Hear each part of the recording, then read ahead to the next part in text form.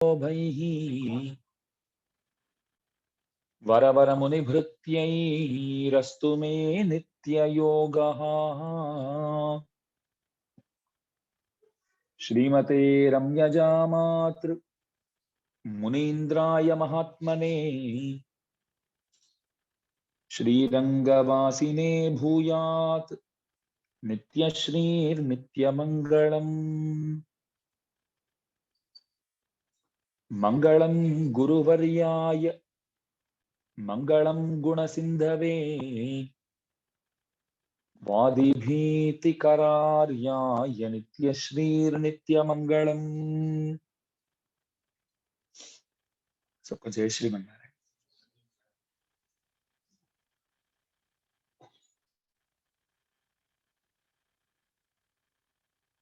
शेषावतार श्री वरवरमुनीन्द्र स्वामी जी महाराज द्वारा दिया गया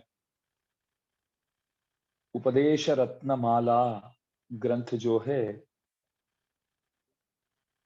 उसका अनुभव हम यहाँ कर रहे हैं। आचार्य लब्ध सकल विशेषार्थों को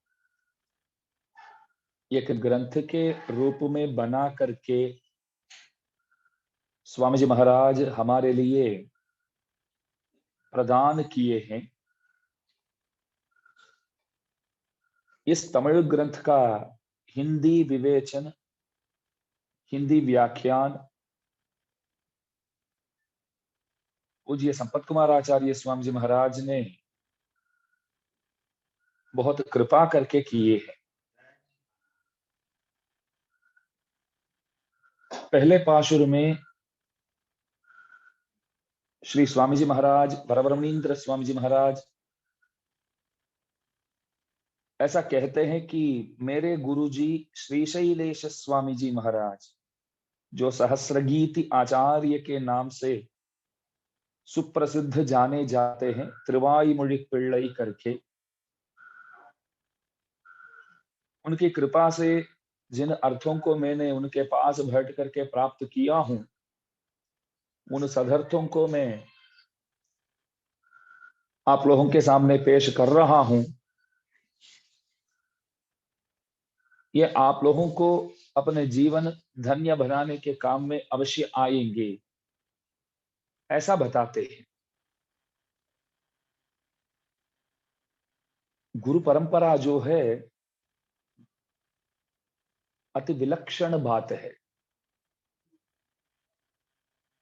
गुरु परंपरा अविच्छिन्न रूप से आज तक चालू है। ये भगवान की बहुत मेहरबानी है, बहुत कृपा है।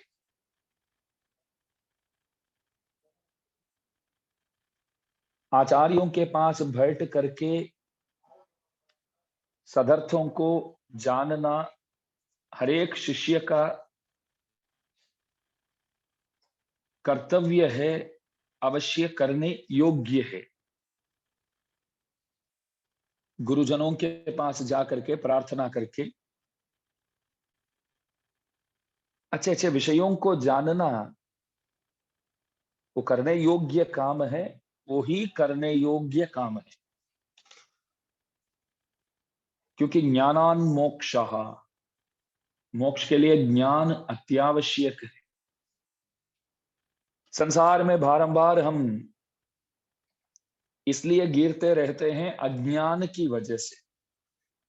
अज्ञानात संसारः, तो ज्ञान एक गुरु के पास बैठने से ही हम प्राप्त कर सकते हैं। भगवान भी देखो सर्वज्ञ होते हुए भी अवतार के समय किसी आचार्य के पास बैठ करके अध्ययन करते हैं। वशिष्ठ जी के पास बैठकर अध्ययन किया। विश्वामित्र जी जब ताटका वध के लिए लेकर गए तो उस वक्त बला, अतिबला इत्यादि मंत्रों को उपदेश करते हुए राम को अनुग्रह करते। तो गुरुकुलवास भगवान ने भी किया है। सांदीपिनेः सकृत प्रोक्ताम ब्रह्म विद्याम सविस्तराम, उज्जैन क्षेत्र में, अवंतिका क्षेत्र में सांदीपनी महर्षि के पास जाकर के वहां ठहर कर सकल विद्या पारंगत हुए प्रभु। क्या जरूरत है, प्रभु क्या नहीं जानते हैं। अरे ब्रह्मा को वेदोपदेश करने वाले हैं भगवान, वेदों को बचा के रखते हैं। सृष्टि से पहले ब्रह्मा जी को सबसे पहले जन्म देते हैं और ब्रह्मा जी को वेद पढ़ाते हैं। यो ब्रह्मांडं विदधाति पूर्वं यो वै वेदांश्च प्रहिणोति तस्मै ही। भगवान जो है सबसे पहले ब्रह्मा जी को जन्म देते हैं और ब्रह्मा जी को बोलते हैं कि ये सृष्टि कार्य जो है वो तेरे को ही करना है, सृष्टि करने के लिए वेदों की आवश्यकता है, तो वेद पढ़ाता हूं, पहले पढ़ो मेरे पास करके ब्रह्मा जी को वेद पढ़ाने वाले जो आद्य गुरु के पद में बैठे हैं, ऐसे भगवान भी सांदीपनी महर्षि के पास जाकर के वहां अध्ययन किए हैं। तो इसका तात्पर्य यह हुआ कि कोई भी हो, एक गुरु आवश्यक है। गुरु आवश्यक है इतना ही नहीं, गुरु के सन्मुख उनके सामने बैठ करके सकल वेदांतार्थों को, गुणार्थों को सीखना जानना वो भी आवश्यक है। कुछ लोग ऐसे होते हैं कि गुरुजी आप जानते हो आपका गुरुजी कौन है? जानता तो है, और पहले बहुत पहले गए थे, सालों पहले मिले थे उनसे, बाद में कभी आना जाना ही नहीं हुआ, तो वो संबंध ही नहीं बोला जाता है। हर पल हमारे हृदय में गुरु के बारे में ही विचार हो, तभी हम सच्चिष्य कहने योग्य होते हैं। प्रभु से नित्य निरंतर प्रार्थना भी जब करते हैं, तब हमारे आचार्य अपने अपने गुरुजनों के लिए प्रार्थना करते हैं। प्रभु बस हमारे गुरु जी खुश रहे तो बहुत है, वो हमको सदर्थों को प्रदान करते रहे वो बहुत है। वो जैसे चाहते हैं वैसे ही हम जी सके, हमारा जीवन ऐसे ही रहे, बस इतना बना दो हमको। गुरु जी जैसे चाहते हैं उसके हिसाब से हमारा जीवन हो जाए, बस प्रभु इतना कृपा करो। मतलब उनके जितने भी विचार है तो उन विचारों के हिसाब से मेरा जन्म हो जाए। तो इसलिए उपदेश प्राप्त, परंपरा प्राप्त अर्थ जो है वो ही सदर्थ माना गया है। मनमानी अर्थों को कोई बोलेगा तो वो गलत बात है। मैं बोलता हूं गीता जी कोई एक श्लोक लेकर के, इस श्लोक का यही अर्थ है, किसने बोला? अरे मैंने बोला, मैं बहुत बड़ा विद्वान हूं, किसी से सीखने की कोई जरूरत नहीं है। कोई बंदा मानो ऐसा बोलता है, मैं मेरे हिसाब से ये अर्थ बोलूंगा, तो वो उचित नहीं है। पूर्वाचार्यों जो बोले हैं उन्हीं बातों को हमको पकड़ करके आगे जाना है। आचार्यों जो बोले वही बताना है, वही समझना है, वही सिखाना है, वही पढ़ाना है। और विश्वास रखना भी इतना आवश्यक है। पूर्वाचार्यों बोले तो बात खत्म, बिल्कुल सही। हमको दिमाग नहीं लगाने का इसमें, ये कैसे सही है, कैसे, क्यों ऐसा बोले वो आचार्य, ये सब हमको सोचने का नहीं है। रामानुज स्वामी जी महाराज गद्यत्रय करके एक 3 ग्रंथ दिए हैं वैसे, शरणागति गद्य, श्रीरंग गद्य, श्री वैकुंठ गद्य। ध्यान दीजिए, इस ग्रंथ में बीच बीच में ऐसा आता है कि स्वामी जी महाराज प्रभु से कुछ पूछते हैं और प्रभु उत्तर देते हैं, जवाब देते हैं। जैसे कल मैंने बताया था, आजीवन तक मेरे को क्या करना है करके रामानुज स्वामी जी प्रभु से पूछे, तो प्रभु बोले द्वय मंत्र का अर्थानुसंधान करके श्रीरंगम में ही रहना है, ऐसा प्रभु बोले करके मैंने बोला था। तो ग्रंथ में आप देखो तो बीच बीच में ये कुछ पूछते हैं, प्रभु कुछ जवाब भी देते हैं। तो उनके शिष्यों में एक गोविंदाचार्य स्वामी जी महाराज, जो आचार्य पद पे रामानुज स्वामी जी के बाद बैठे थे, स्वामी जी महाराज के सगी मासी का बेटा है गोविंदाचार्य स्वामी जी महाराज। वो उठ करके एक प्रश्न पूछ लगे गुरु जी से, गुरु महाराज हम तो मंदिर जाते हैं, हम भी तो प्रभु से कुछ ना कुछ तो पूछते हैं, आज तक तो कभी जवाब दिया ही नहीं है। हम भी तो जाके वहां बोलते हैं, बातचीत करते हैं, आज तक हमसे उन्होंने कभी बात किया ही नहीं है, लेकिन आप बोल रहे हैं कि आपने कुछ पूछा और उन्होंने कुछ जवाब दिया, हम कैसे यकीन करें, हम कैसे विश्वास करें? गोविंदाचार्य जी परीक्षा नहीं ले रहे, बहुत अच्छे व्यक्ति है वो। ऐसा नहीं है कि सबके सामने देखो मैं रामानुज स्वामी जी को क्या करता हूँ, गुरुजी आज तो ऐसे हो जाएंगे कुछ जवाब ही नहीं दे पाएंगे, ऐसा हिला दूंगा मैं, ऐसा सोच के नहीं पूछा। वो बोले कि स्वामी जी पीछे आने वाले हैं ना, मतलब हम सबको सोच करके बोले पीछे आने वाले ज्यादातर नास्तिक ही रहेंगे, कुछ ना कुछ प्रश्न पूछते ही रहेंगे, जवाब देंगे तो भी नहीं मानेंगे, उनको जवाब नहीं चाहिए, बस प्रश्न चाहिए। जवाब देने से भी खुश नहीं होते हैं, जवाब चाहिए ही नहीं है। प्रश्न पूछने वालों को ज्यादातर जवाब की जरूरत ही नहीं है। कैसे पूछा देखा ना, मैंने पूछा सबके सामने, हजारों लोगों के सामने पूछा, तो गुरुजी तो चुपचाप होकर के निकल गए यार, वहां से कोई जवाब ही नहीं था उनके पास। ऐसी बात नहीं है, वो उनको मालूम पड़ गया कि जवाब देने से यहाँ कुछ परिवर्तन नहीं आने वाला है, जवाब देने की कोई जरूरत ही नहीं है, क्योंकि बस उनको तर्क ही करना है, कुछ भी जवाब देंगे तो भी आगे तर्क ही करने वाला है। इतना समझो कि माँ बोलती है, माँ बच्चे से कहती कि ये तेरे पिताजी है, तो बात खत्म है, तो इसमें क्या तर्क करने का आगे। बोलो, अम्मा जी तो दिखाते, अम्मा जी तो दिखाते, देख पापा देख करके बोलते हैं, आओ बेटा करके लेते, इतना काफी है। इसमें क्या तर्क करने का। नहीं मानता तो तेरी मर्जी। अगर मानता नहीं कोई बंदा, हाँ पिताजी मम्मी बोलती है तो ये सही है क्या करके बोलता है, तो पाप लगता है, वो आपकी मर्जी, फिर इसमें क्या पढ़ने का है। तो इसलिए आचार्यों बोलते हैं कि तर्क वाद विवादों में ज्यादा पढ़ना ही नहीं चाहिए, बहस करना नहीं चाहिए वैसे। लेकिन गोविंदाचार्य जी इसलिए पूछे कि पीछे आने वाले लोग पूछेंगे तो जवाब अभी से थोड़ा इकट्ठा करके रखते हैं तो अच्छा है। स्वामी जी आप बताइए, ये कैसे संभव है कि आपने कुछ पूछा, भगवान ने कुछ बोला। तब स्वामी जी बोले, इन वाक्यों को देख, जो प्रभु का वाक्य करके मैंने लिखा है, तो उन वाक्यों को देखा, आपको लगता है क्या ये मैंने बोला, मेरे मुंह से निकली बात तो नहीं है, ये प्रभु मेरे अंदर से इन वाक्यों को मेरे को निमित्त बना करके बोले हैं। ये बात बिल्कुल सच है, ये प्रभु की वाणी है, निकला मुझसे लेकिन वाणी प्रभु की है। वो जो बोलना चाहते हैं वो मुझसे उन्होंने बुलवाया, बस इतना ही है। तो इसलिए ये जो कुछ मैं कहता हूं ये सब सच है कि ये भगवत वाक्य ही है, ऐसा बोलते हैं। तो देखिए आचार्यों बातचीत करते हैं और परंपरा प्राप्त अर्थ बोलते हैं। सज्जनों द्वारा, गुरु महाराजों द्वारा जो कुछ अर्थ प्राप्त हुआ है, उन अर्थों को जाकर के पहुंचाना, सच्चिशियों तक पहुंचाना उनका काम रहता है। रामानुज स्वामी जी महाराज कोई अर्थ उनको, मतलब रात को मानो कि 3 बजे कुछ पुस्तक देख रहे थे, तो कोई बढ़िया से बढ़िया कुछ चीज जानने को मिल गया समझो, रात को 3 बजे, तो मानो कि मैं भी रात को पुस्तक पढ़ रहा था तो कुछ अर्थ मिल गया, तो क्या सोचूंगा कल प्रवचन में बोलेंगे, सब कुछ हो जाएंगे, वो सही है। रामानुज स्वामी जी महाराज क्या करते थे मालूम है, 3 बजे कोई चीज ऐसे देखने को अथवा जानने को मिल गया, बहुत मजा आया पढ़ करके, तो तुरंत 3 बजे हो गए तो भी उसी क्षण कुरेश स्वामी जी के घर पहुंच जाएंगे। बोलो, कटकटाएंगे जाकर के, स्वामी जी महाराज आप आए, क्या बात है। मैं भगवान के बारे में एक अर्थ एक पुस्तक में ऐसा देखने को मिला, बहुत अच्छा लगा, तो मुझे लगा कि मैं शेयर करूं तो आपको भी अच्छा लगेगा, क्योंकि इन अर्थों को चाहने वाले हो आप, तो इसलिए आया। और कोई भक्त होता तो क्या सोचेगा, अरे 3 बजे ही समय मिला क्या आपको रात को, अभी अभी तो सोया हूं मैं, सुबह बोल सकते थे आप किधर जाने वाले हैं, मैं किधर जाने वाला हूँ, आप ही के वहां तो आता हूँ, रोज तो आपसे तो मिलता हूँ।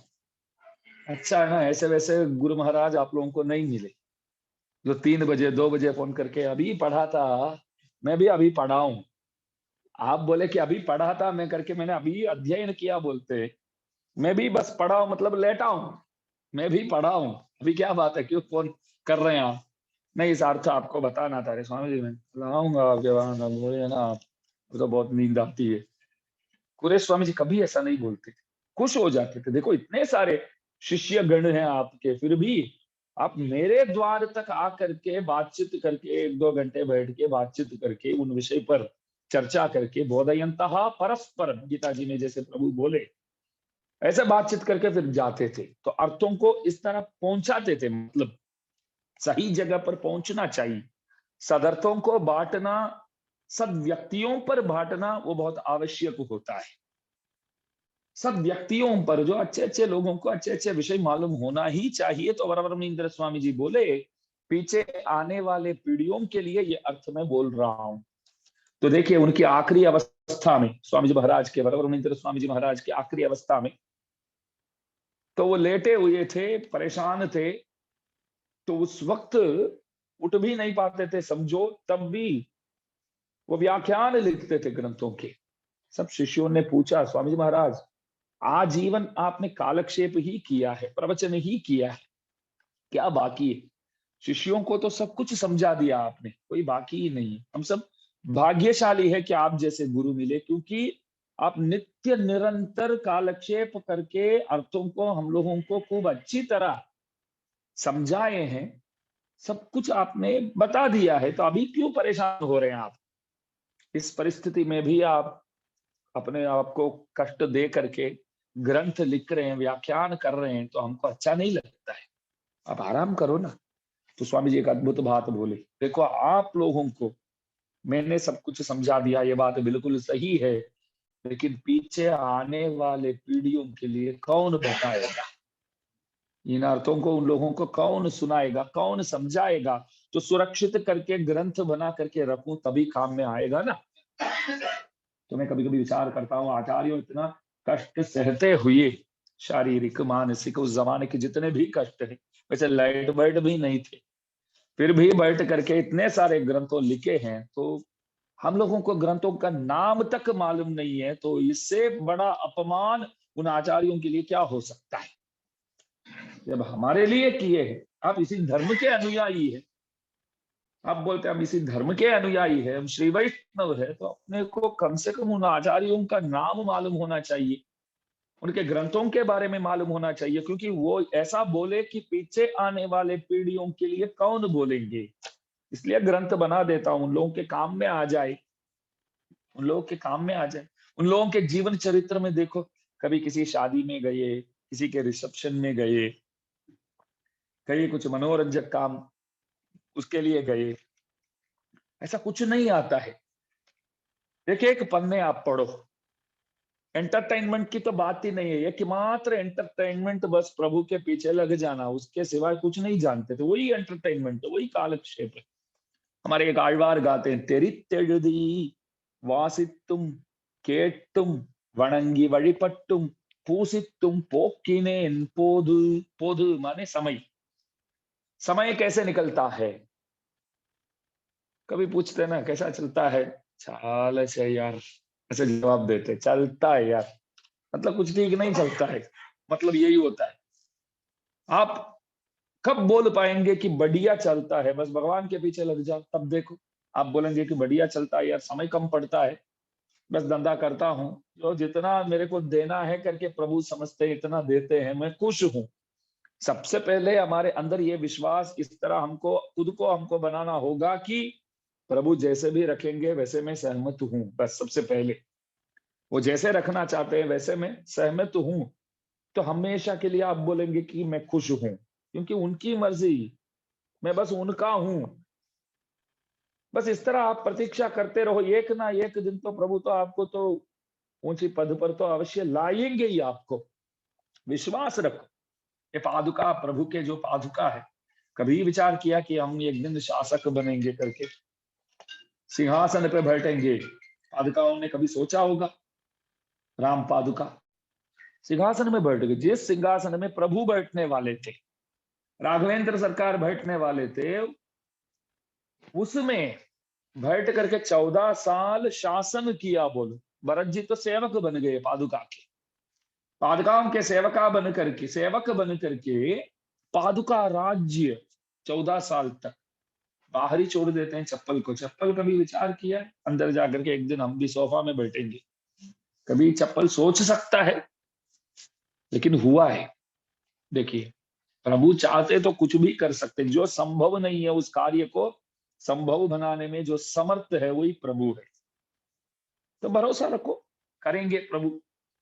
इसलिए ऐसा बोल दो कि आप जैसे रखना चाहते हैं वैसे मैं सहमत हूं, मैं आपका हूं, तो बहुत हो गया, आप खुश रहेंगे, फिर हमेशा के लिए खुश रहेंगे।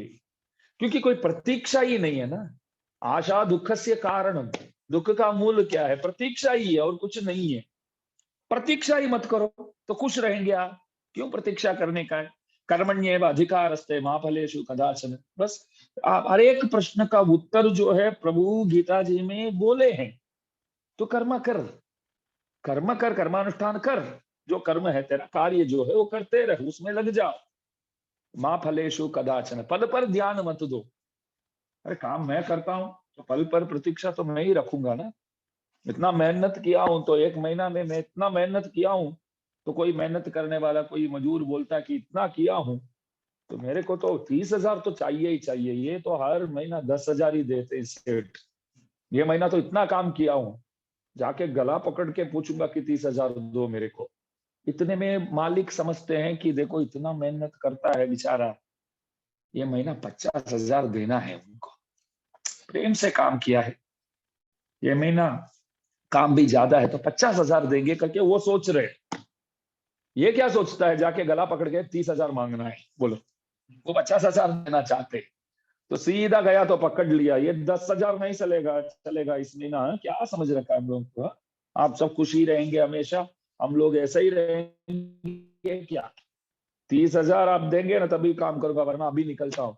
तो वो अंदर से क्या सोचेंगे? अच्छा हुआ हम 50,000 देने वाले थे, 30,000 मांगता है तो 20,000 तो मुनाफा है अभी। काम इतना किया जो जो लेना चाहिए काम के हिसाब से वो उसको भी मालूम नहीं है, तो मैं क्यों दूं फिर? मेरे को क्या जरूरत? तो प्रभु वही बोलते, तू काम कर, तेरे को मालूम नहीं है इस काम का क्या फल है, तू नहीं जानता है, मैं जानता। समय पर मैं दे दूंगा। आचार्यों ऐसे ही जीते थे, कभी कोई प्रतीक्षा नहीं प्रभु से। और आचार्यों ऐसे थे कि प्रभु से ऐसे आழ்वार आचार्यों प्रार्थना करते हैं कि दुनिया में कि सबको सब सबके सब कुछ ना कुछ प्रकार से परेशान है, कोई कोई रोगी भी हो जाते हैं, बहुत सारे रोगी है दुनिया में, मेरे को क्यों रोग आप प्रसाद के रूप में नहीं दे रहे हैं? ऐसे पूछते हैं। बोलो, भगवान हमको प्रसाद चाहिए क्या? कुछ रोग दो ना इस शरीर को, जल्दी मैं मिल सकूं आपसे। सोच भी नहीं सकते हम लोग। वो प्रार्थना करते हैं कुछ ना कुछ रोग आपो ना, बस आपके पास आ सकूं, यहाँ बहुत हैरान हूं। ऐसे प्रार्थना करने वाले, तो देखिए हमारे लिए ही वो लोग जिए हैं और समय ऐसे बिताते हैं, कालक्षेप करते हैं कि प्रभु के बारे में जहां भी सत्संग होवे तो वहां पहुंच जाते थे, सुनते थे। सिर्फ सुनना ही नहीं है, घर पे आकर के चर्चा करते थे। ये बहुत आवश्यक है। कितने लोग करते हैं बोलो?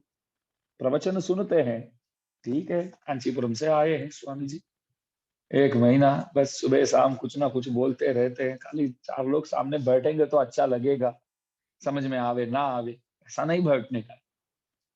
प्रेम से सुनने का है और उन अर्थों को घर जा करके थोड़ा सोचना चाहिए, क्या बोले आज, तो ध्यान में रखना चाहिए, रुचि दिखाना चाहिए। आप थोड़ा सा रुचि दिखाएंगे तो पूरी तरह प्रभु बह के आपकी ओर आ जाएंगे। सकल अर्थ सदर्थ जितने भी है सब आपके वश में आ जाएंगे। बोलो, आपके वश में आ जाएंगे। एक कथा ऐसे बोलते हैं कि कोई गुरुजी थे, उनके कोई रसोईया की जगह सेवा करते थे एक महात्मा। वो निरक्षर कुक्षी थे। निरक्षर कुक्षी का अर्थ होता है पेट में ढूंढेंगे तो भी एक अक्षर तक नहीं मिलेगा। पढ़ाई इतना किया है उन्होंने, समझो, एक एबीसीडी भी नहीं मिलेगा। मतलब कुछ नहीं जानते थे, खाना वाना बनाते थे, गुरु जी की ख्याल रखते थे बस, और क्या जानना है वैसे। तो एक दिन कहीं बाजार में गए थे तो रास्ते में देखा अनेक विद्वान लोग बैठ करके आपस में कुछ ग्रंथ के बारे में चर्चा कर रहे थे, कुछ वेदांत विचार कर रहे थे। बहुत अच्छा लगा सुन करके। संस्कृत में बोलते हैं, हिंदी में बोलते हैं, तमिल में बोलते हैं, सब भाषा में बोलते थे। तो वैसे वैसे वो खड़े हो करके आश्चर्यचकित होके वो देख रहे थे, सुन रहे थे। कुछ ही देर में उन लोगों के पास जा करके पूछने लगे कि अरे बहुत मस्त लगा यार, आप लोग बातचीत कर रहे थे, कौन सा ग्रंथ है, क्या है वो? तो सबने देखा ये तो कुछ नहीं जानता है, आके कैसे पूछता है, देख। अच्छा, ग्रंथ का नाम हम बोल देंगे तो ये समझ जाएगा क्या? नाम तक नहीं सुना होगा, क्या मालूम है ग्रंथ का नाम? हम जो भी बोले ये कहाँ समझने वाला है? ऐसा सोच करके किसी ने बोला, ग्रंथ का नाम मालूम होना है क्या आपको? हाँ जी बताइए। मुसाला किसालयम। ग्रंथ का नाम क्या? मुसाला किसालयम। मूसल बोलते हैं जो, जैसे खैनी बोलते हैं आपके यहाँ। आपका दिमाग जो है उसकी तरह है, मतलब ग्रंथ का नाम क्या बोले? मुसल किसलयम। आपका दिमाग जो है मूसल मूसल की तरह है, कोई काम का नहीं है, ऐसा बोले। उनको मालूम नहीं था मुसल किसलयम सचमुच में ग्रंथ का नाम समझ गया वो। तो जाकर के गुरुजी से बोले कि गुरुजी, आज रास्ते में जा रहा था बाजार की ओर, वहां अनेक विद्वान लोग बातचीत कर रहे थे ग्रंथ के बारे में, मुसल किसलयम करके, क्या मस्त था ग्रंथ। गुरुजी बोले क्या नाम बोला तू? मुसल किसलयम। गुरुजी रोने लगे। गुरुजी बोले अरे वो लोग मजाक किए हैं, मजाक उड़ा के तेरे को अपमान करके भेजा है, तू ये भी नहीं समझता अपमानित होना वो दुख की बात है। हम अपमानित हुए करके मालूम भी नहीं होता है तो और भी दुख की बात है। कोई अपमान करते हैं तो वो दुख की बात है, हमको मालूम भी नहीं है कि वो अपमान किया है तो और भी दुख की बात है। तो दिमाग के बारे में इस तरह उन लोगों ने परिहास करके तेरे को भेजा है। तो अभी चेला भी रोने लगा।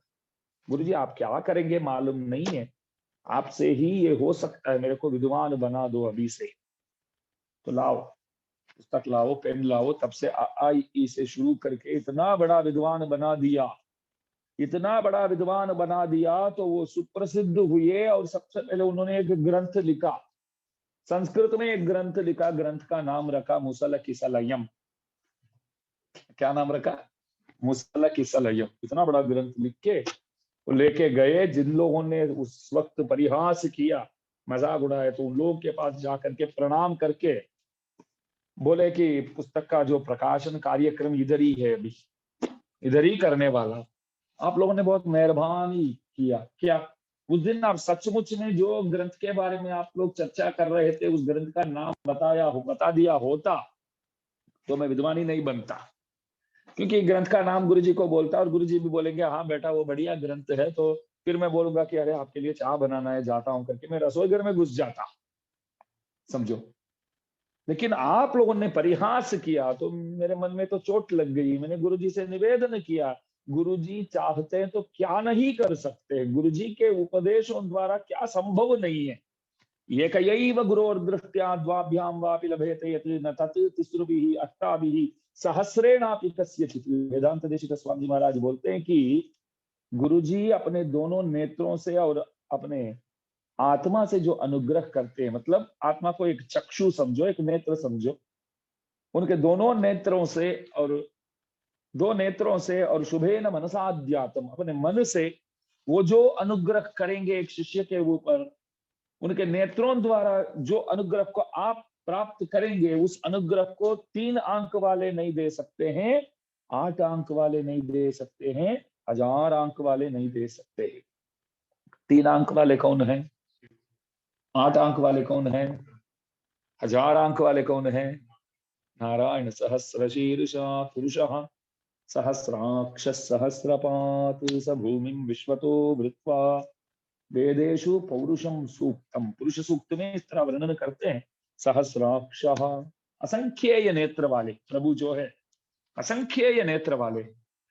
तो ये एक गुरु उनकी कृपा दृष्टि से जो अनुग्रह एक शिष्य के ऊपर, एक चेले के ऊपर करते हैं, वो अनुग्रह जो है वो 3 अंक वाले नहीं कर सकते हैं, 8 अंक वाले नहीं कर सकते हैं, हजारों अंक वाले भी नहीं कर सकते हैं। तो समझ लो कि भगवान से भी बढ़कर, परमात्मा से भी बढ़कर हमारे लिए गुरुजी माननीय होते हैं। तो इसलिए गुरुजी से जो अर्थ हम प्राप्त करते हैं वो अर्थ ही टिकेगा। हम अपने हिसाब से कुछ समझ जाते हैं, कुछ सीख जाते हैं, तो उन अर्थों से कोई मतलब नहीं है। देखिए महापूर्ण स्वामी जी महाराज के पास बैठ करके रामानुज स्वामी जी महाराज अध्ययन करते थे। उसके बाद मालाधराचार्य स्वामी जी करके एक संत के पास बैठ करके रामानुज स्वामी जी महाराज अध्ययन करते थे।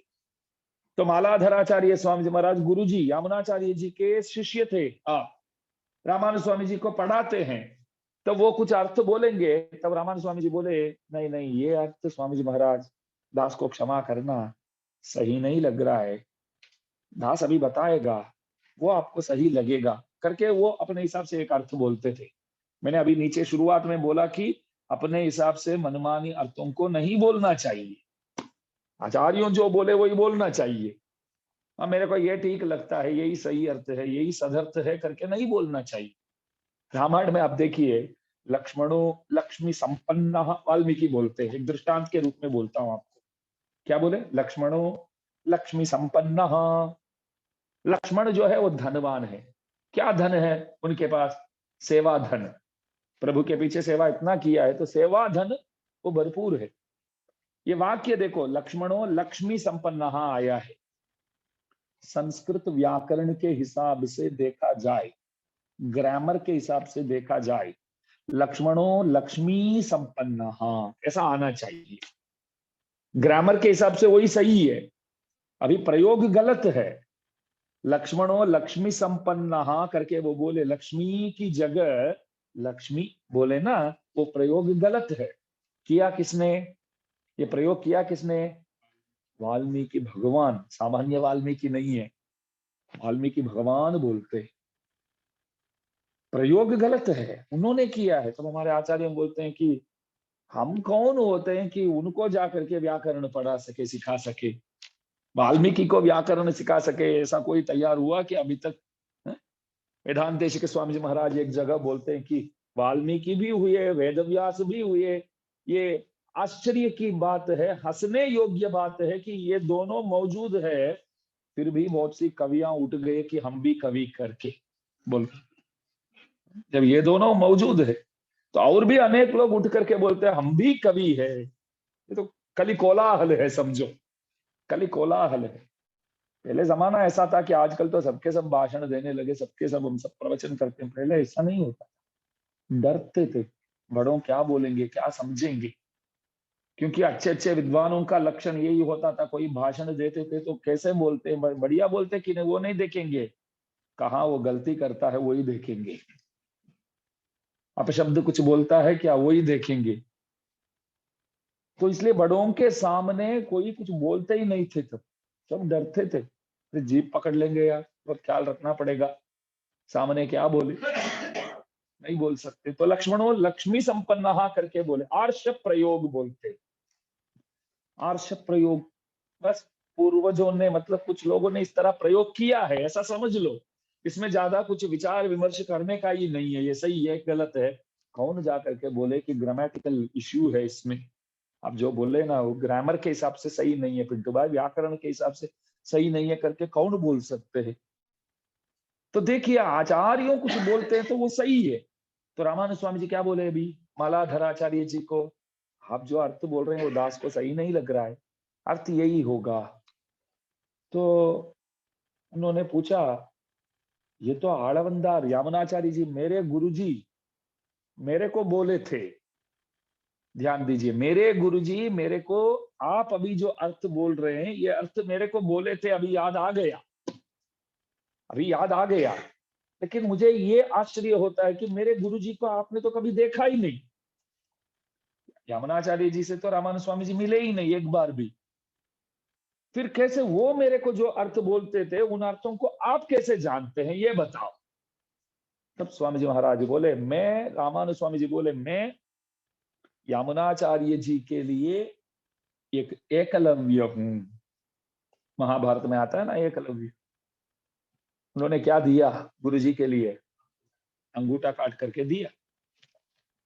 वो वैसे एक पुतला बना करके, द्रोणाचार्य जी के पुतला बना करके, वो अस्त्र शस्त्र विद्या जो है वो पुतला को प्रणाम करके वो पढ़ता था। बाद में उनसे अंगूठा भी गुरु के अनुमति लिए बिना सीखा है करके, ये विद्या तेरे काम में नहीं आना चाहिए करके एक अंगूठा भी ले लिया उनसे। वो बात, वो कथा तो ठीक है। रामानुज स्वामी जी बोले, हाँ भले मैं यमुनाचार्य जी का दर्शन तो नहीं किया हूं, लेकिन जैसे द्रोणाचार्य जी के लिए एकलव्य द्रोणाचार्य जी को पास जा करके पूछा नहीं, अनुमति लिया नहीं, गुरु समझ करके अस्त्र शस्त्र विद्या में जैसे वो पारंगत हुआ, तो ठीक इसी प्रकार यामुनाचार्य जी के लिए मैं एकलव्य हूं। मतलब गुरुमुखात आया है, अर्थ जो भी है गुरु की कृपा से ही आया हुआ है। எந்த திருவாய் மொழி பிள்ளையின் अरुणाल वंद उपदेश मार्गத்தை चिंद செய்து। तो समय कैसे बिताते थे? तेरी तेजी वासितुम केटुम, पढ़ना भी आवश्यक है, सुनना भी आवश्यक है। पढ़ना और सुनना, इन दोनों में ज्यादा आवश्यक कौन सा है? सुनना। सुनने में जो मजा है वो पढ़ने में नहीं है। तो सुनना चाहिए ज्यादा, और सुनने के बाद जो आप सुने हैं उसको पढ़ना चाहिए, और प्रभु की पूजा करना, प्रणाम इत्यादि करना, प्रभु को श्रृंगार करना, विविध भोग लगाना, बस समय ऐसे ही बिताना चाहिए। और व्यापार जो प्रभु की कृपा से हमको मिला हुआ है, उस व्यापार प्रभु के कैंकर्य समझ के करना, वो भी प्रभु के कैंकर्य समझ के करना चाहिए। श्री वैष्णव संप्रदाय में मकान, हमारे मकान में आओ, गुरु जी को भी लोग बोलते हैं ना, मकान में आओ, हमारे मकान में आना है आपको, ऐसा बुलाना गलत है। अच्छा स्वामी जी बुलाने वाले थे, आपने बोल दिया गलत है करके, तो ठीक है नहीं बुलाएंगे आपको। घर पे बुलाना सही है, हमारे घर पे आओ करके बोलना गलत है। क्या बोलना चाहिए? दास की कुटिया पर आप आइए, झुंपड़ी पर आप आइए। नहीं, झुंपड़ी में कहाँ रहते, हम तो बंगला बना के बैठे, हम कैसे झोंपड़ी बोलेंगे? आप भले जितने भी बड़े मंजिल, जितने भी बड़े मतलब बंगला पे भले रहते हैं, फिर भी हमको ऐसा ही बोलना चाहिए कि गुरुजी झोंपड़ी में रहते होंगे, तो गुरुजी के पास वो आप अपना झोंपड़ी से निकल करके दास का बंगला पे आइए, ऐसा बुलाना गलत है। ऐसा बोलना चाहिए कि आप अपने तिरमालिगे से, मतलब अपने बंगलों, अपने श्री महल समझो, अपने महल से आप आइए। वो झोंपड़ी में रहते हैं, फिर भी आप अपने महल से आकर के दास का झोंपड़ी पर अवश्य पधारो, ऐसे प्रार्थना करना चाहिए गुरु जी से। संतों से इस तरह प्रार्थना करना चाहिए, बड़ों से इस तरह प्रार्थना करना चाहिए। और आज भी अनेक शिव वैष्णवों को मैं जानता हूं कि अपना दुकान धंधा भी वो क्या बोलेंगे मालूम है? भगवान की दुकान। दास भगवान की दुकान जाता है, मतलब अपनी दुकान जा रहे, लेकिन बोलेंगे किसके है? बस भगवान का है, तो निर्वहन का कार्य भगवान का है, मैं नौकर मात्र हूं। मैंने कहीं पढ़ा था, छत्रपति शिवाजी महाराज एक समय बहुत वो अपसेट थे, बहुत हैरान थे, कोई कुछ मानते नहीं, कोई कुछ बोलूं तो सुनते, बस ये राजा हो करके बहुत हैरान हूं, मैं सोचता हूँ कि कोई मिल जाए तो सब क्या कर दूं मैं। तो गुरुजी से मिलने गए थे, तो सोल्यूशन तो गुरुजी ही दे सकते हैं। तो गुरुजी के पास गए, तो समर्थ रामदास जी बोलते, वो बैठे थे, पूछा शिवाजी क्या हुआ, क्यों अपसेट दिखते हो, क्यों हैरान हो, परेशान हो क्या? हाँ स्वामी महाराज, बहुत हैरान हूँ, ये राजा हो करके मुझे मजा नहीं आता है। देखो, हम लोग राजा होना चाहते हैं, राजा लोग बोलते हैं हमको राजा नहीं होना है, बस बहुत कष्ट है। राज्यम नाम महाव्याधि ही बोलते हैं, राज्य जो हो वो बहुत बड़ा व्याधि है, बहुत बड़ा। कौन के किस किस के मुंह पे गिरना पड़ता है बोल, जो बोलने लायक ही नहीं होते वो भी बोल देते हैं, ऐसा होता है ना। राजा होना, कोई भी कुछ भी कह सकता है।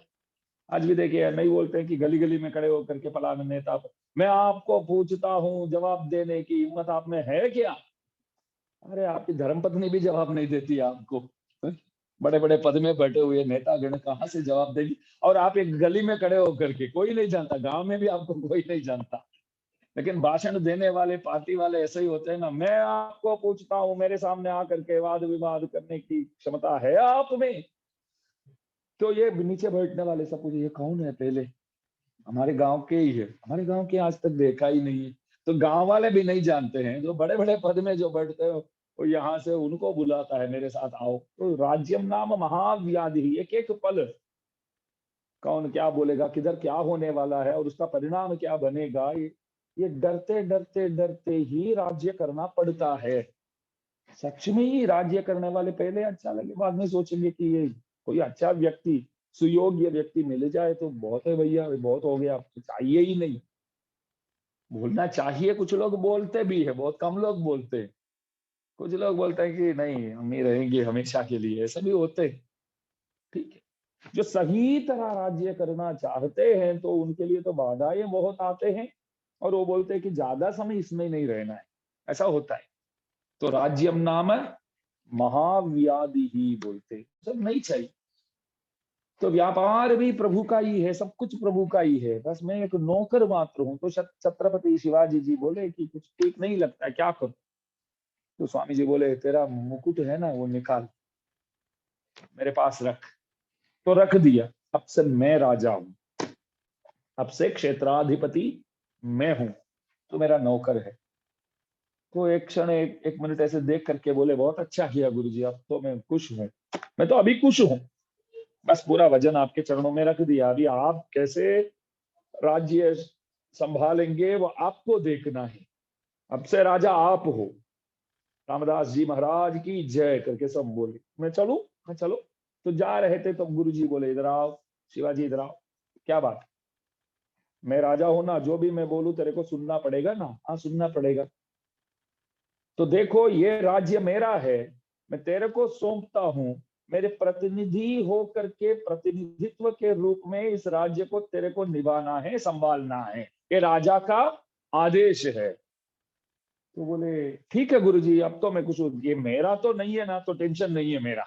सबसे पहले ये अभी आपका है, मतलब मैं आपके एक नौकर हूं, तो अभी मेरे को ये काम करना आसान है। तो इसलिए ही कहते हैं कि जो कुछ करते हो प्रभु के समझ के करो।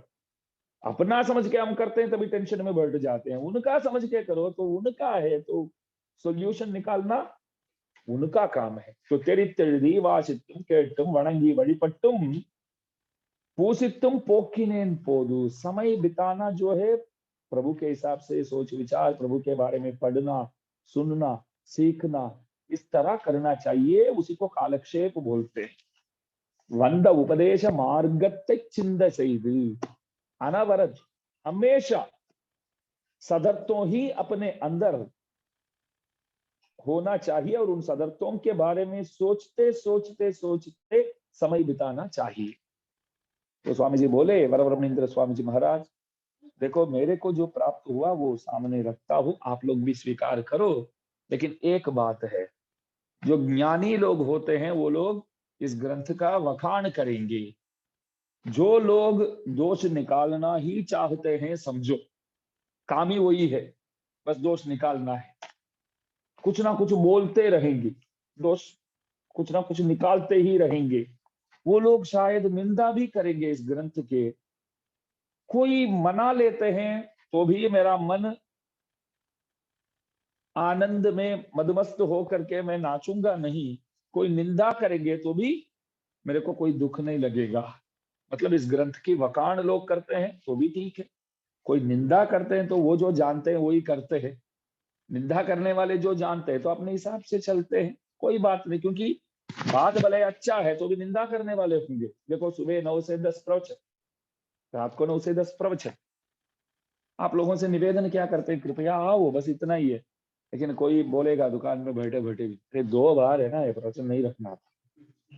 देखो सुबह एक बार बराबर है, नहीं तो रात को रख सकते थे 9 से 10, ये 2 समय नहीं रखना था।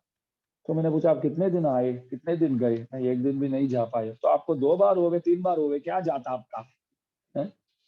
लोग अपने अपने हिसाब से कुछ ना कुछ सूचना देते रहते हैं, अपने अपने हिसाब से कुछ ना कुछ बोलते रहते हैं गुरु जी के बारे में, भगवान के बारे में। अरे कभी कभी अपने बारे में भी सोचा करो, कभी वो कभी करते ही नहीं। बैठे बैठे बोलते हैं 2 बार नहीं करना था, बस 1 बार काफी था। अरे धनुर्मास इधर आना ही नहीं था, ये भी बोलते हैं। इधर क्या कहा था, मैं इतने ठंडी में क्या काम है, वहीं कर सकते थे यार, अभी अभी तो गुरु पूर्णिमा आके गई।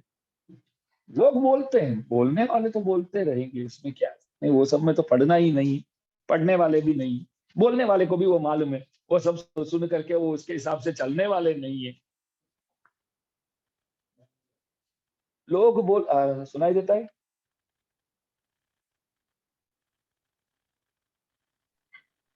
सुनाई दे रहा है Swami ji, but screen video चला गया।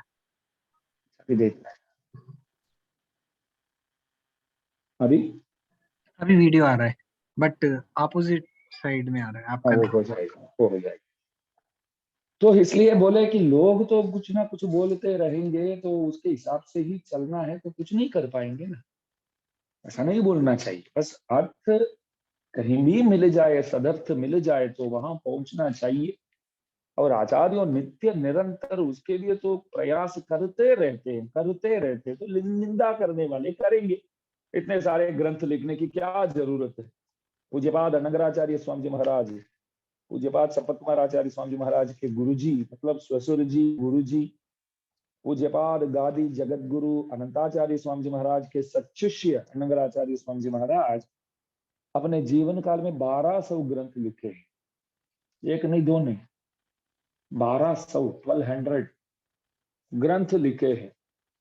ऐसे तो 90 साल से अधिक रहे, 1-2 साल ज्यादा रहे 90 से, तो 1200 ग्रंथ लिखे हैं बोले।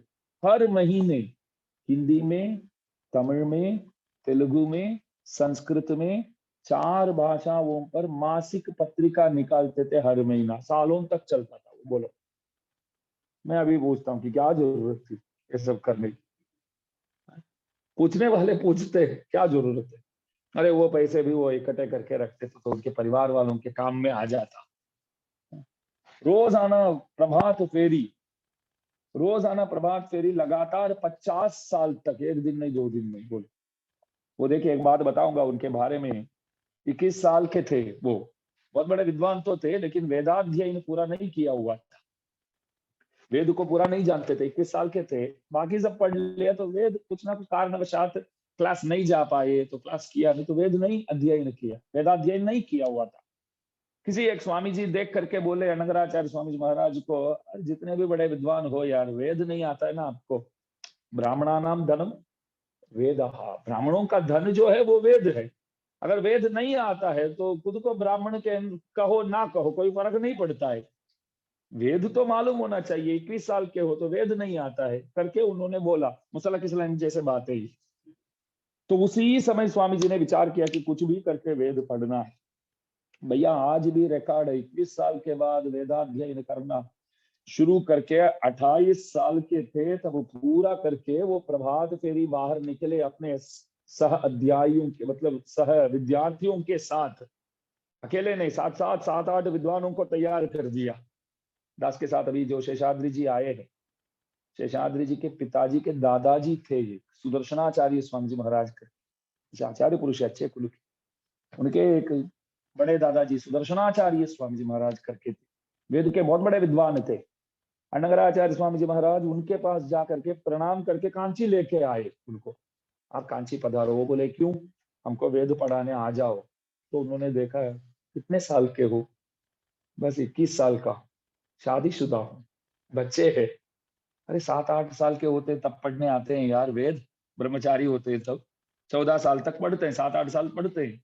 आप 21 साल के? नहीं, मैं तो अवश्य पढ़ूंगा। देखो, मेरे आने के बाद इधर काम है उधर काम है करके नहीं जाना चाहिए, क्योंकि उम्र हो गया, अभी उम्र हो गया तो परिवार के लिए भी तो दौड़ना पड़ेगा। नहीं, मैं पढ़ूंगा अवश्य आपके पास। तो पूरा अध्ययन किया 21 साल के बाद। ये आज भी रिकॉर्ड है, किसी ने नहीं किया है। तो आचार्य ऐसे होते, तो मैं बोलता हूँ 21 साल के बाद पढ़ने की क्या जरूरत थी? मैं सब में वही पूछने वाला हूँ, समझो क्या जरूरत है, इसका क्या जरूरत है, मंडप का क्या जरूरत है, पूजा का क्या जरूरत है, प्रसाद का क्या जरूरत है? इसका तो कोई अंत ही नहीं है ना। तो वरवरमणींद्र स्वामी जी महाराज वही बोलते कि कत्तोर घटा मुगप्पर, अच्छे लोग जो होते हैं, जो पढ़ाई किए, उन लोगों को सदग्रंथों बहुत अच्छे लगते हैं। सदग्रंथ जो है उन लोगों को बहुत अच्छा लगता है। हमारे भावनगर में जैसे ऋषिकेश भाई है परम भागवत, कोई ग्रंथ का नाम बोलो तो तुरंत अवश्य ले लेंगे। सबसे पहले हमारे प्रतिवाद भयंकर मठ वाले कांची के अनेक सदग्रंथों को पुनः प्रकाशन कर रहे हैं, बहुत ऊंची बात है। पुनः सब पुरानी ग्रंथों को, दादाजी के अनेक ग्रंथों को और अन्य आचार्यों के अनेक ग्रंथों को पुनः प्रकाशन करके श्री वैष्णव संप्रदाय के अनुयायियों के काम में आ जाए, उसके लिए प्रयत्न करते। देखिए आजकल तो पुस्तक पढ़ने वाले पहले बहुत कम हो गई, बस फेसबुक ही देखते हैं, ट्विटर देखते हैं लोग, व्हाट्सएप देखते हैं, बाकी कोई पुस्तक कौन देखता है? फिर भी प्रचार प्रसार चालू रखना चाहिए। जैसे वरवर मुनींद्र स्वामी जी महाराज बोले, आने वाले पीढ़ियों के लिए वही है। मैं निवेदन करता हूं आप लोगों को, सब प्रणाम पूर्वक एक प्रार्थना आप लोगों के चरणार बिंदु में रखता हूं, दिन में अपने संप्रदाय के ग्रंथों के कम से कम पुस्तकों पढ़ना शुरू करना, कम से कम एक पन्ने तक, एक दिन में एक पन्ना, समझ में आवे ना आवे पढ़ना चाहिए। समझ में आवे ना आवे एक पन्ना तो अवश्य पढ़ना चाहिए। जो समझ में नहीं आता है तो किसी से पूछिए, गुरुजी से पूछिए, अवश्य आपको बताएंगे, क्यों नहीं बताएंगे। इसलिए एक ग्रंथ के एक पन्ना पढ़ना तो कोई कठिन नहीं है। तो इसमें मानो लगभग 80 पन्ने हैं, तो इतना ही है। तो एक पन्ना पढ़ना क्या कठिन है? थोड़ा सा शांति से पढ़ करके चाहिए पढ़ाओ। बस इसमें ये समझ में आया, जो समझ में नहीं आया उसका एक वो लिख के रखो अथवा वहां कुछ ऐसे सिंबल लगा दो, तो बाद में पूछो। तो ये अवश्य होना चाहिए। इसलिए वरवरुण स्वामी जी महाराज बोलते हैं, सत्पुरुषों की प्रशंसा से तृप्त होना और असूया लोगों की निंदा की परवाह नहीं करना। अगर अच्छे लोग वखाण करते हैं तो भाग्य की बात, आप लोग वखाण करते हैं मेरे ग्रंथ के बारे में तो अच्छा है। और असूयालु लोग जो होते हैं, ईर्षा करने वाले कुछ ना कुछ बोलते ही रहेंगे। सबसे बड़ा दुर्गुण जो है वो ईर्ष्या, असूया जो है, तो जलन जो बोलते हैं, तो वो सबसे बड़ा दुर्गुण है, वो होना ही नहीं चाहिए। वरवरमणींद्र स्वामी जी महाराज अपने बारे में ही एक पाशुर गाते, खुद का वखाण करते, मैं प्रभु की कृपा से मैं अच्छा हूं, मैं मेरे प्रयत्न से अच्छा नहीं हूं, प्रभु की कृपा से मैं अच्छा हूं। तब वो बोले कि तेन्नरंगर शीररुलक्किलक्काக பெற்றோம் திருவரங்கம் திருப்பதியே இருப்பாக பெற்றோம் மன்னிய சீர் மாறன் கலை குணமாக பெற்றோம் மதுர கவி சொற்படியே நிலையாக பெற்றோம் முன்னவராம் நம் குரவர் மொழிகளுள்ள பெற்றோம் முழுது நமக்கவை பொழுதுபோக்காக பெற்றோம் பின்னை ஒன்னு தனில் நெஞ்சு பேராமல் பெற்றோம் பிறர் மினுக்கம் பொறாமையிலா பெருமையும் பெற்றோமே। मैंने बोला था रंगनाथ भगवान शिष्य वृत्ति करके श्रीशैलेश मंत्र वरवरुण स्वामी जी को गुरु दक्षिणा के रूप में दिया। अरे प्रभु मेरे चेले बन गए तो मैं कैसे बैठूंगा उसके बाद के सामने, बोलो आप सब मिल पाएंगे फिर मुझसे? देखो नहीं बोलता है दिव्य, नहीं मिल पाएंगे आपसे, आप तो ऊपर चढ़ जाएंगे, फिर अपॉइंटमेंट सब रखेंगे, बड़े बड़े नेता गण आवे तभी मिलेंगे। आप बोलेंगे अरे प्रभु साक्षात हमारा ही है, वो परमात्मा जो है मेरा शिष्य है। स्वामी जी बोले कि प्रभु ने विशेष कृपा किया है, बस इतना ही है, इसमें मैं अभिमानी हो जाऊं ऐसे कोई बात नहीं, बहुत कृपा है प्रभु की, मैं मानता हूं। इसका मतलब ये नहीं है कि अन्य शिव वैष्णवों के सामने, अन्य भक्तों के सामने मैं आप लोगों से अधिक हूं करके बोलने की कोई जरूरत नहीं है। हमारे आचार्यों कैसे थे करके एक बात बताता हूं मैं। कोई एक विद्वान दूसरे किसी संप्रदाय का तर्क करने आया था एक आचार्य के पास, ध्यान दीजिए बहुत अद्भुत बात है, वाद विवाद करने आया था। स्वामी जी बोले ठीक है आओ वाद विवाद करते हैं। तो वाद विवाद हुआ तो आखिर स्वामी जी जीत गए, हमारे धर्म के आचार्य जीत गए। तो जीतने के बाद भी जो आया था वो विचार करता था, भले मैं हार गया हूं बात सही है, फिर भी इन्होंने मेरे को हराया, और मुझसे तो ये अधिक विद्वान है मैं मानता हूं, लेकिन बाकी जितने भी यहाँ मौजूद है वो सब तो मेरे से नीचे ही है अभी भी। इन्होंने मतलब जीता इसने, तो इसके सामने में, इनके सामने हाथ जोड़ने के लिए तैयार हूं। बाकी सब तो मुझसे तो इतने, मेरे जितने तो ज्ञान ही नहीं है, तो मान देने की कोई जरूरत नहीं है। स्वामी जी बोले अभी भी अभिमान नहीं गया क्या? हा? तो ठीक है देखते हैं। तो मंदिर में सबको जैसे प्रसाद, तीर्थ प्रसाद दिया गया। तो हमारे वहां ऐसा है कि ज्ञानशील वयो वृद्ध है, बड़े है, तो सामने उनको बुला करके तीर्थ देते हैं, आप स्वीकार कीजिए पहले, ऐसे। तो ये जो तर्क करने आया था उन्होंने विचार किया, गुरु महाराज जो जीत गए हैं वो पहले तीर्थ स्वीकार करेंगे, दूसरा नंबर तो मेरा ही होना चाहिए, क्योंकि बाकी सब तो मुझसे तो नीचे ही है ना, मेरे जितने तो विद्वान नहीं है, पंडित नहीं है, सब सामान्य है। इसलिए पहले जिसने मेरे को जीता वो महाराज पहले तीर्थ स्वीकार करेंगे, और दूसरा नंबर मैं खड़ा हो जाऊंगा, बाकी सब हमारे बाद में लेवे ना लेवे क्या कौन देखता है उस तरफ, लेना तो बाद में लेवे। गुरु जी को मालूम पड़ गया कि इस तरह वो विचार कर रहा है। गुरु जी क्या बोले मालूम है उनको देख करके, बेटा हाँ स्वामी जी आप मेरे पास ही रहना, तो मेरे बाद तीर्थ लेना है, पहले ही बोल दिया, मेरे लेने के बाद आपको तीर्थ लेने का है।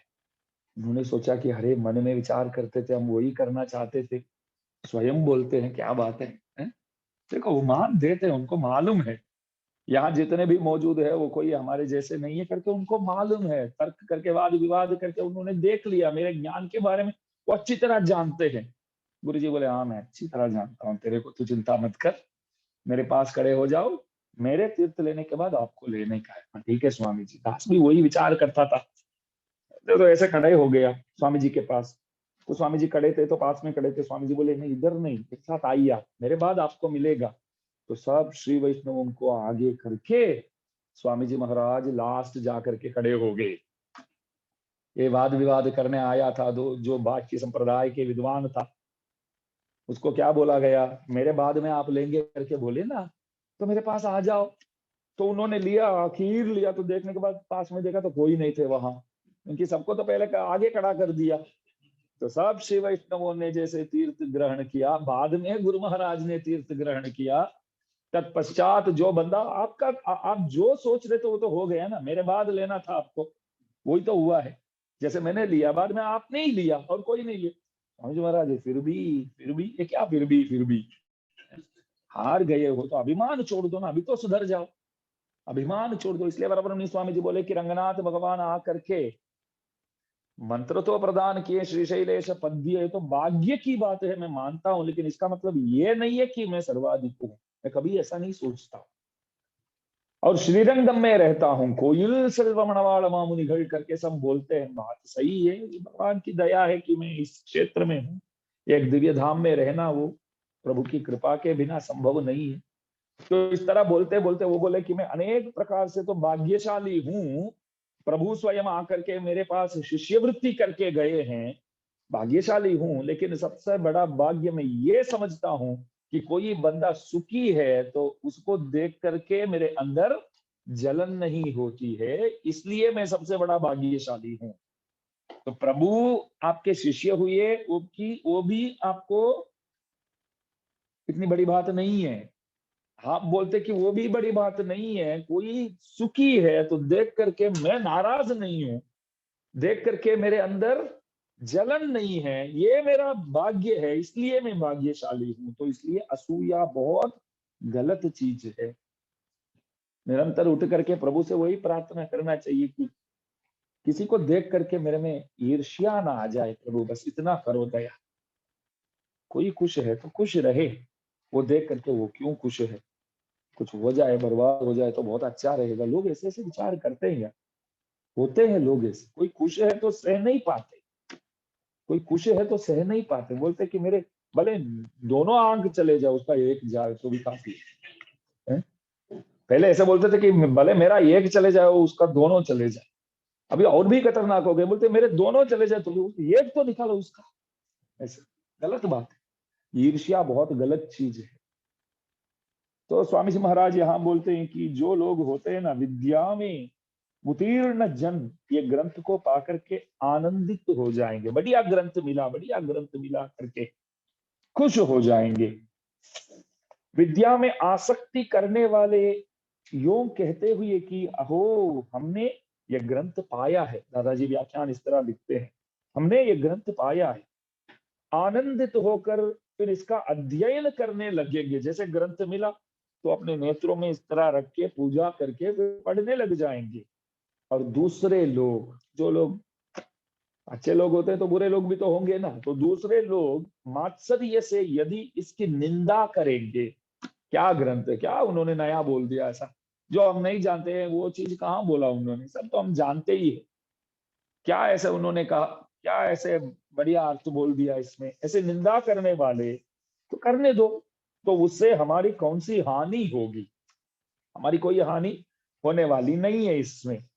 तो ऐसे लोगों के निंदा करने में आश्चर्य कौन सा है, जो आता है वो करता है, वो निंदा करना ही आता है तो निंदा करता है, वही बात है ना, निंदा करना ही आता है तो निंदा करता है। जैसे घंटाकर्ण कन्हैया से मिला था एक बार, वो पहले विष्णु द्वेषी था, पहले कौन था, विष्णु द्वेषी था, वो प्रभु को चाहता ही नहीं था, तो विष्णु द्वेषी, तो बाद में प्रभु के पास जाना पड़ा, भक्त भी बन गया समझो, कथा ही बहुत सुंदर है, बोल दूंगा अभी।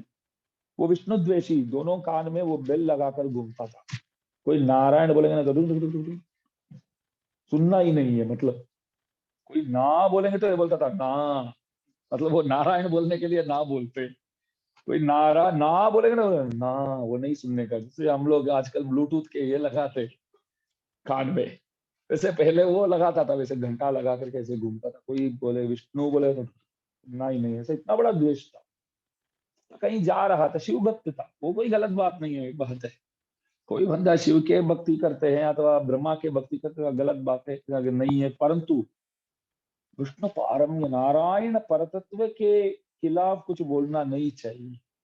परमात्मा कौन है? तो नारायण ही है। क्यों ऐसा है? तो वेदों में ऐसा कहा गया है। सत्यम सत्यम पुनः सत्यम करके वेदव्यास भगवान सौगंध का के बोलते हैं कि नारायण ही न दैवम केशवात परम, वेदा शास्त्रम परम नास्ति। वेद से बढ़कर कोई शास्त्र नहीं है और प्रभु नारायण से बढ़कर कोई देव नहीं है। मैं नहीं बोलता, व्यास जी बोलते। अब व्यास जी बोलेंगे तो भी नहीं मानेंगे क्या? हम्म? व्यास जी बोलेंगे तो भी नहीं मानेंगे, तो कौन बोलेंगे तो मानेंगे? मैं बोलूं तो ही मैं मानूंगा। बस मेरे मन बोले तभी मैं मानूंगा, तो सही नहीं है वो। बड़े लोग जो बोलते, आप किसी को भी पूछो, अन्य लोगों की बात है, शिव वैष्णव की बात नहीं। बाकी लोग किसी के भी पीछे जाते हैं, कोई भी मंदिर जाते हैं, बात अलग। नारायण निंदा नहीं करना चाहिए, परमात्मा निंदा नहीं करना चाहिए, बस इतना ही। परमात्मा निंदा नहीं करना चाहिए। और ये यहां तक मैं बोलूंगा कि कोई शैव बंदा बेचारे बैठा है तो उनके सामने शिव जी की निंदा नहीं करना चाहिए, वो भी बात है। कोई सुब्रमण्य के मतलब कार्तिक भगवान के कोई भक्त बैठा है समझो, तो उसके सामने कार्तिक भगवान का निंदा नहीं करना चाहिए, उसको दुख ना लागे। श्री वैष्णव एक साथ बैठे हैं समझो, तो कुछ बातें नारायण ही परमात्मा करके समझाना पड़ता है तो समझो। अन्य देवताओं के कमियों के बारे में बोलना पड़ता है तो वो आवश्यक है वहां, क्योंकि सब अपने लोग हैं। जहां समझाना पड़ेगा वहां तो बोलना ही पड़ेगा। लेकिन बाकी लोग, जब अन्य लोग बहुत लोग बैठे हैं, बाकी देवताओं के शिष्यों भी बैठे, मतलब अनुयायियों भी बैठे, तो उन लोगों को दिल दुखे ऐसा तो नहीं बोलना चाहिए। और नारायण परमात्मा ये तो सबको मानना ही पड़ेगा, क्योंकि शास्त्रों इस तरह उद्घोषणा करते हैं। तो घंटाकर्ण एक दिन जा रहा था, तो अनिल भाई 2-5 मिनट ही बोलूंगा अभी ही।